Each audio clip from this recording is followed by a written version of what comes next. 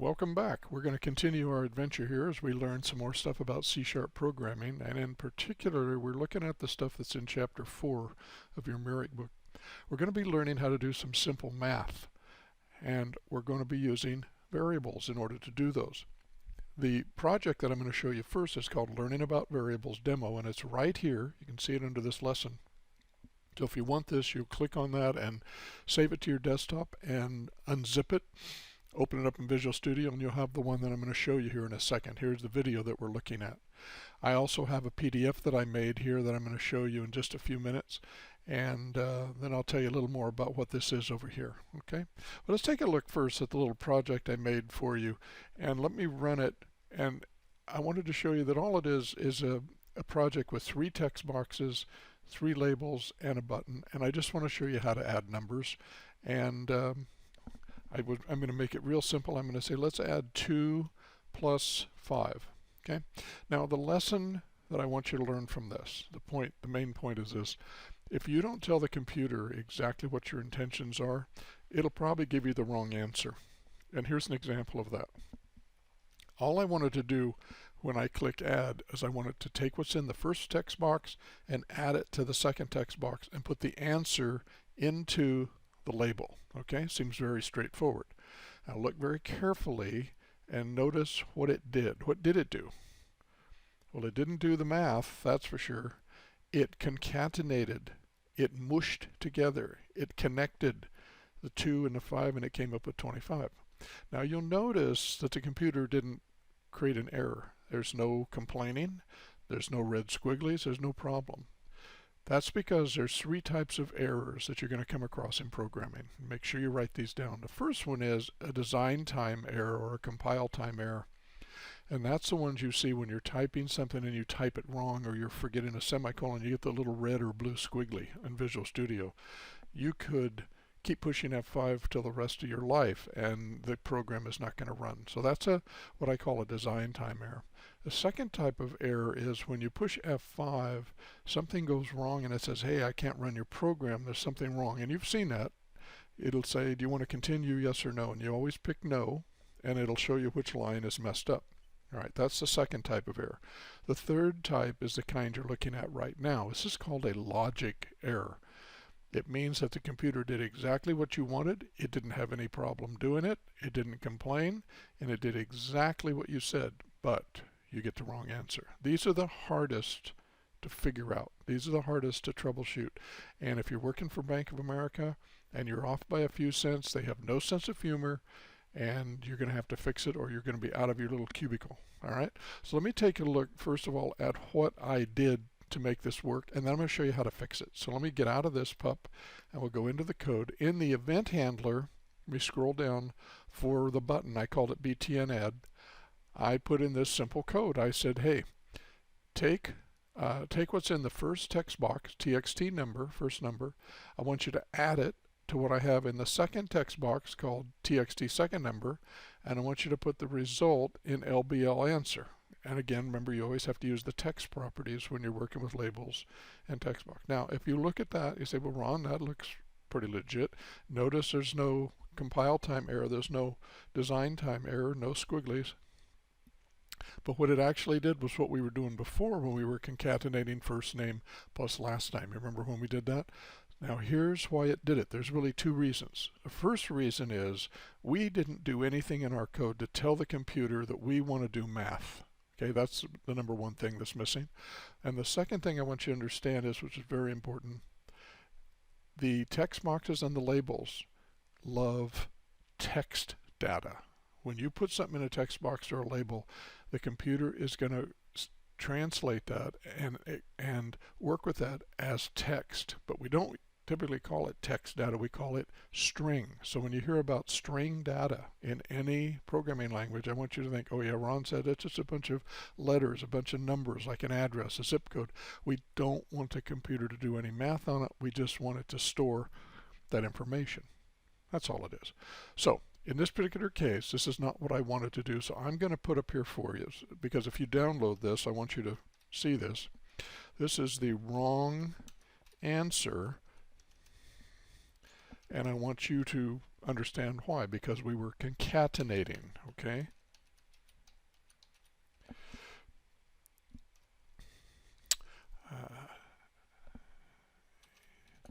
Concatenating instead of doing math. Now remember, concatenation is when you connect different pieces and parts of a string together like we've done before and create something. All right, now let's see how we fix the thing. The way we have to fix it is we're going to have to tell the computer, hey, we want to take what's in this first text box and we want to store it in memory for a minute, and I want you to treat it as a number. Now in my particular case, we're just going to use integers. Integers are just whole numbers. We're not dealing with decimals yet, okay? Just store it as an integer.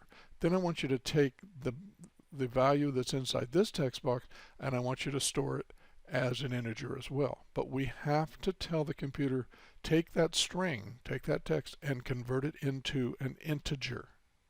That's what we want to do. So I'm going to cancel out this line right here. Just comment it out because I don't want to get rid of it. But I want to show you how we're going to do this. And I'm going to do this in 4 steps because I want to go very slowly with it for those of you who haven't done it before. So working with variables is what this section is all about. And I'm going to uncomment this because I had it all set up for you already. And we'll do it step by step.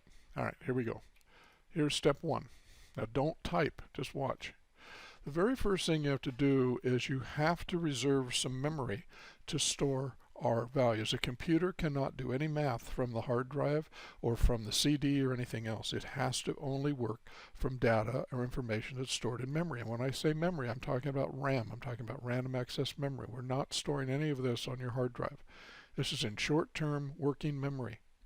So I'm going to create the 3 variables that I need. I need to hold a value for first number, I need to hold them for second number, and I'm going to create another value for the result. So look what I do in C#. If I want to use whole numbers like this, no decimals, I have some options, but the most common one is to use a regular old integer, and we use the word in C# int, int. In Visual Basic you'd actually spell out integer, but here we just use int. And you're going to put in the name of the variable or the name of the data that you want right after that. Now in this particular case, when you create variable names, you guys, I want you to make sure you, first of all, you have no spaces in your names because it won't like that at all. Start naming them sort of like we did with our controls. I want the first letter lowercase, and then if you have a 2-word variable like I have, capitalize the first letter of the second part of the name. That's called camel case notation, and the professional programmers just think that's the best thing since sliced toast. So I want you to learn how to do it properly. If you do it some other way and you show an employer this or somebody at a job interview, they're not going to be very impressed with you. So do it like this. So what we're going to do is in line 35, I'm going to create a new integer. So I type in int, do a space, all in lowercase, okay? Then type in the name of your variable that you want. Yes, I could have used X or Y, but let's make them descriptive so that you'll know what you're doing.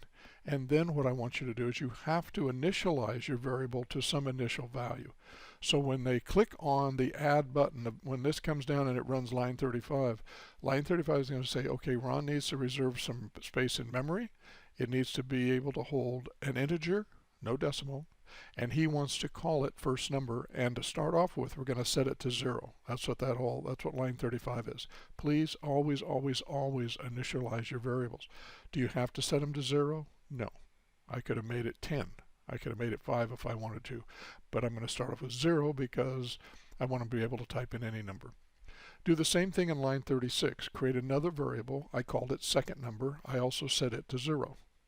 In line 37 I did the same thing. I just created another integer variable called result and set it to 0. Just make sure that the data type that you reserve, in this case integer, matches the kind of data that you want the person to type into your text box. If you want to use decimals, which we will in the next video, that's cool, but you're going to have to change the data type so the computer knows that you're using money or sales tax or something like that. Okay, so step 1 is that, so make sure you have that written down. Step 2 would be then, okay, now that we've reserved these variables, then I want to put something in them, and I want you to make a note too, please. these variables are created inside of this event handler right here. That means these are called local variables. I better type that in for you. These are called local variables. That means that the only place that you can use these variables and the only place you can change them is inside this event handler. Okay, that's very, very important for you to understand. When this event handler is finished, when we're done with btn click and all this code is done, all these variables and all this stuff we created get erased from memory. When they click on the add button again, all this stuff gets recreated. Okay, that's incredibly important for you to understand as we look forward in the next couple of lessons on keeping running totals and counts, because there's a problem with doing it like this. It won't work because every time you click the button, these get whacked. All right, step 2, after we reserve memory, and the computer takes care of all the memory for us. Okay, you don't have to worry about that. Visual Studio will handle that. Thank goodness. Step 2 would be to assign values to our variables. We can't use them unless we put something in them. But remember what I said. Labels and text boxes love string or text data. They ain't going to like doing math unless we tell it to do something. So what we have to do on line 41, I'm going to make this a little bigger for you. Line 41 simply says, hey, I want you to take what's in this text box over here, txt first number dot text, don't forget the dot text, and I want you to convert it to an integer. Okay? Now when you do the IntelliSense here and you type in the word convert and then you do a dot, you will not see the word int, and that's why I'm showing you this. You want to pick int 32. I'm going to do it for you here again. If I do convert and do a dot, notice what I get. I can convert to int 16, 32, and 64. You say, well, Ron, what the heck are those stupid numbers? Well, the 16-bit means we're going to use 16 bits to hold a number. This one says we're going to use 32 bits of memory, and this one we're going to use 64 bits of memory. The more memory you reserve, the bigger the number can be. It's just like counting with your hands. If you only count with one paw and you've got 5 fingers, you can only count so far. If you have 10 fingers, you can count a little more. That's how the computer works. A bit stands for binary digit, and there are 8 bits to 1 byte. Okay? Make sure you understand that because we'll be using that. So the regular old int that I declared in line 35 is a 32-bit integer, and that's the most common one, and for some real technical reasons that actually runs faster than the smaller one, the int 16 or the 64. If you're using really small numbers like I am, I could use int 16 and not use so much memory. Big deal. Our computer has tons of memory. Don't worry about that anymore. If you have to have a super long number, big huge number, but no decimals, you would use a 64-bit integer, right? 8 bytes, remember, 8 times 8, 64. Then you could put in a humongously long number still with no decimals.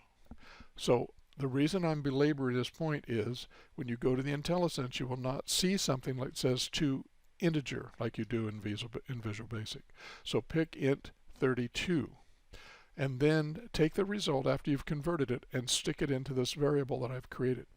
Now you noticed how I explained this to you. I started over here from right and went to left, and when you're learning this, it may make way more sense to you to read this from right to left.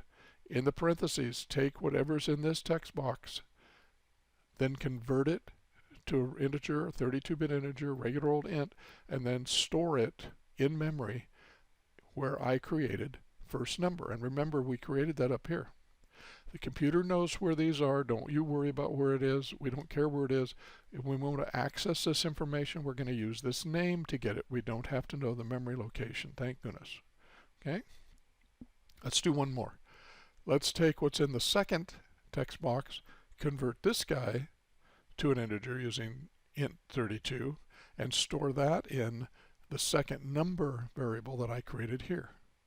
Okay? You just have to make sure you use the same word here because this is what you said to the computer, that this is where I'm going to store it and this is what I'm going to call it. Well, you can't change your mind down here. If you change your mind, you got to change it in both places. So now I have, how many variables up here did I create? 3. And I have assigned data to 2 of them. So now we're going to go to step 3. Now we can do the math. And all we'd want to do in this case, very simple, We just simply want to add those two numbers up. Well, how are we going to do it? We've taken this stuff out of the text box. We've assigned it to a memory location with this variable. Now we can use our variables in our formula. So now we can come down here and say the result, right, which is an integer, is going to be equal to the first number plus the second number. Notice now we don't have to refer to text boxes anymore. It's very nice, very clean, works very fast. Okay? Now, result, right now, when line 46 runs, let me ask, where is result, where is this number going to be the instant that this line executes? Think about that a minute. Where is it? It's in memory. It's not on the hard drive, and it's not showing up on screen. That's what I want you to realize. It's in memory. The computer did the math. It did it like just super, super fast, and it's storing the result in memory someplace. Now, step 4 is simply, let's take it from this result, from this variable, and let's show it on the screen, because I want to show it in that label so people can see the answer. So step 4 then is to simply display your results on the screen. Okay, that's what we're going to do here. And let's see if I can get all steps on here for you. And then we have one last little thing to think about. Now remember, I made a big deal about the fact that if you're going to take something out of a text box, you've got to convert it into some kind of a number system before you can do the math. We already found out if you don't, it messes up. Now when you get ready to display it, you guys, you have to go the other way. The result up here that I created is an integer. But remember, text boxes and labels love string or text. So we've got to convert the number back to a string so that the label likes it. Okay? Now you have to do this a few times in order to kind of get the hang of it. You've got to remember the type of data that you're working with is string data in our case. You've got to convert that to some number, some data type that's other than a string. Do your math, and then now we've got to convert it back so it displays properly. And C# won't do this for you. Visual Basic will do it for you, but C# won't do it, so we have to be careful. So here's what we're going to do. The data in the label, which I call LBO answer, so LBO answer.text, the data that we're going to show here, the answer, is going to be equal to the result. Okay, that's cool. You know what that is. But then you do a dot, and you see that you can convert that to lots of different things. If you scroll down on your IntelliSense, you can see you have a few options here. The one that you want is called toString. Now the toString is a method. It's kind of like focus. It's kind of like close. Remember, those are action words. And it has to have these two little parentheses, and Visual C# will not put those in for you. If I forget that, if I just come back here and do it without the little doodads, if I just do that, it's going to come in here and really start complaining. When you see this red squiggly, put your mouse over and see what it says. And it says, I cannot convert a method group toString to a non-delegate type string. Did you intend to invoke the method? Now, I don't know about you, but that just sounds like a bunch of garbage and a bunch of gobbledygook. What they should have said is, did you forget to put the parentheses on there? That would help us a lot. They could say, it looks like you're trying to use a method here. Did you forget the parentheses? That's what it's trying to say. Now, I want you to have patience with this, because as a coder, you're going to discover very quickly that the errors that you get like this from Visual Studio often make no sense.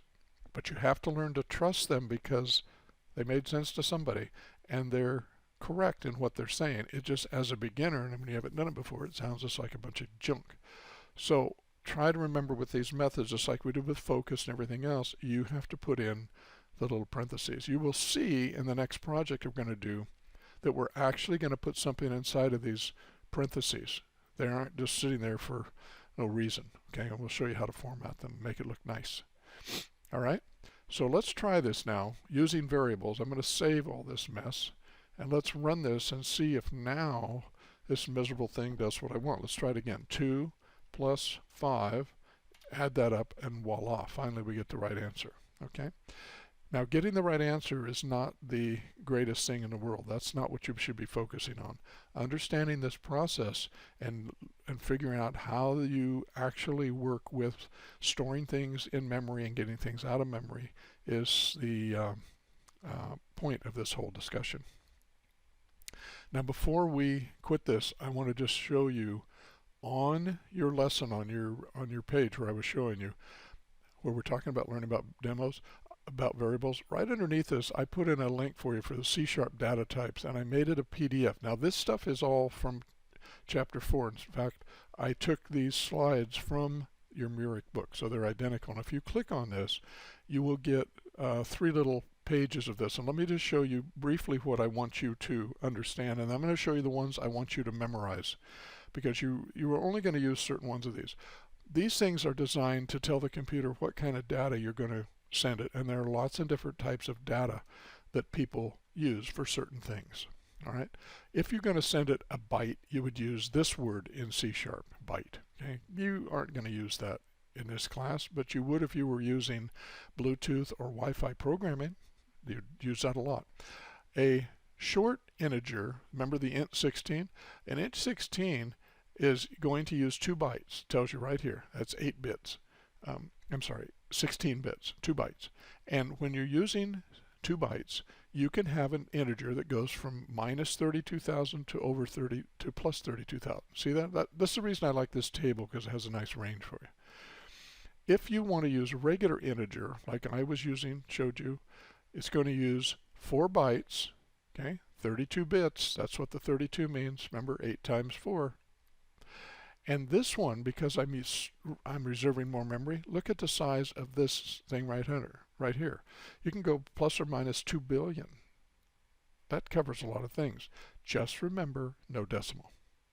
Anytime you see a U in front of one of these things, like an unsigned integer, the U means unsigned, and what it means is we're not going to have any negative values. So if you don't want to use negative values, look what you can do. If you don't waste the memory on the negative ones, you get a lot more positive ones. Look what we get here. And when you take 4 bytes and you don't use the negative ones, you can store twice the size of a number. Here we had plus or minus 2 billion. Now you can go from 0 up to 4 billion, just double this, because they're not saving room for negative numbers. Now, in actuality, I should probably use that in these apps. It's just that I've gotten lazy over the years, and programmers just simply type in an int, okay? Because we're not using anything close to these numbers. But that's what the U means, okay? Now, the other ones, there's a couple more here. Here's the long integer. I told you if you had to store a huge, huge number, here it is right here, okay? Bigger than I can even tell you what it is. No decimals, but it would store a huge number. You need something bigger with no negatives, you can say a U long. You type in, when you want a long integer, you type in the word long in C#, but it's an int 64 data type. The other ones that you should know are this. When you want to use money and sales tax and decimals and stuff like that, you have some options. You can use what's called a floating point number, and we use the word float. And it's a huge, huge number with 7 digits to the right of the decimal, okay?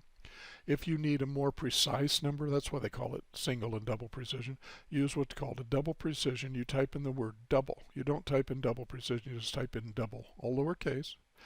And look, 14 digits of accuracy, huge. Now the last table is one I want to show you. The decimal data type is even bigger, humongous. 16 bytes, and it holds huge numbers. However, when we're working with money, sales tax, amount due, pricing and stuff, I want you to use the decimal data type only because it's specifically designed to deal with money. It'll do rounding for you, and you'll have less problems with it.